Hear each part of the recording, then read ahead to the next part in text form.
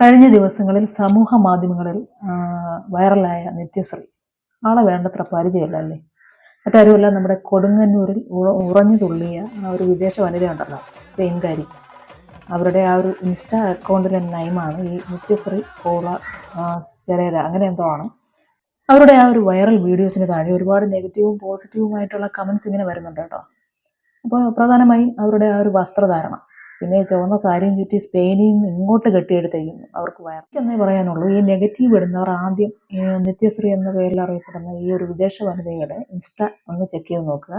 അതിൽ ഒരുപാട് പോസ്റ്റ് ഇവർ ചെയ്തിട്ടുണ്ട്. ഇന്ത്യയിൽ വന്നിട്ടുള്ള സമയങ്ങളിലെല്ലാം എടുത്തിട്ടുള്ള ഒരുപാട് വീഡിയോ പോസ്റ്റ് ചെയ്തിട്ടുണ്ട്. അതിലെല്ലാം തന്നെ ഇവർ ഇട്ടിരിക്കുന്ന ഡ്രസ്സ് ഇന്ത്യയുടെ സംസ്കാരത്തെ തൊട്ടറിഞ്ഞുകൊണ്ടുള്ള ആ ഒരു ഡ്രസ്സ് തന്നെയാണ് ഇവർ ധരിച്ചിട്ടുള്ളത്. അമ്പലങ്ങളിൽ പോകുന്ന സമയത്ത് ഒരു കുങ്കുമം ധരിക്കുന്നുണ്ട്. അതിൻ്റെ ഫോട്ടോസൊക്കെ അതിൽ ഒരുപാടുണ്ട്. അപ്പോൾ അതൊന്ന് ചെക്ക് ചെയ്ത് നോക്കിയിട്ട് വേണം പറയാൻ. പിന്നെ കൊടുങ്ങല്ലൂരിൽ കോമരമായി മാറിയ കാഴ്ച, അതൊക്കെ അഭിനയിക്കുന്നു എന്ന് പറയുമ്പോൾ അഭിനയത്തിനൊക്കെ ഒരു പരിധിയിലേറെ. ഇങ്ങനെയൊക്കെ അഭിനയിക്കാൻ പറ്റുമോ?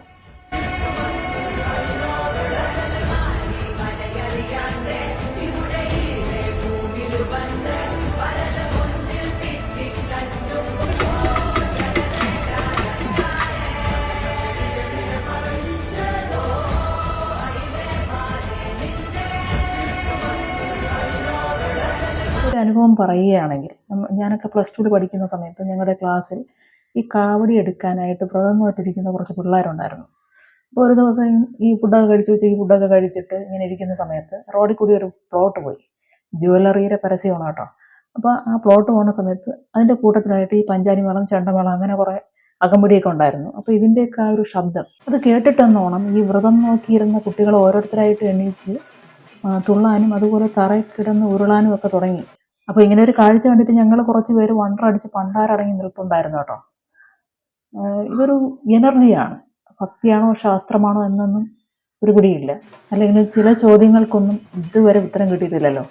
ഉദാഹരണത്തിന്, മുട്ടയാണോ കോഴിക്കുഞ്ഞാണോ ആദ്യം ഉണ്ടായതെന്ന് ചോദിച്ചാൽ അതിന് ഇതുവരെ ഉത്തരം കണ്ടെത്തിയിട്ടില്ല.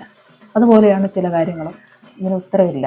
അപ്പം ഇത് അഭിനയം എന്ന് പറയുന്നവരോടത്ത് എനിക്കൊന്നേ പറയാനുള്ളൂ, ഇങ്ങനെയൊന്നും ആർക്കും അഭിനയിക്കാൻ പറ്റില്ല എന്ന് തന്നെയാണ് എൻ്റെ വിശ്വാസം. വീഡിയോ കണ്ടിട്ട് ചൊറിയാൻ വരുന്നവരുടെ അടുത്ത് ഒരു കാര്യം, നിങ്ങൾ ആദ്യം ഒരു 41 ദിവസത്തെ വ്രതം എടുത്തിട്ട് ശൂലക്കാവടിക്കോ അഗ്നിക്കാവടിക്കോ അല്ലെങ്കിൽ ഗരുഡൻ തൂക്കിനൊക്കെ ഒന്ന് പോയി നോക്കണം. അപ്പോൾ അറിയാൻ പറ്റും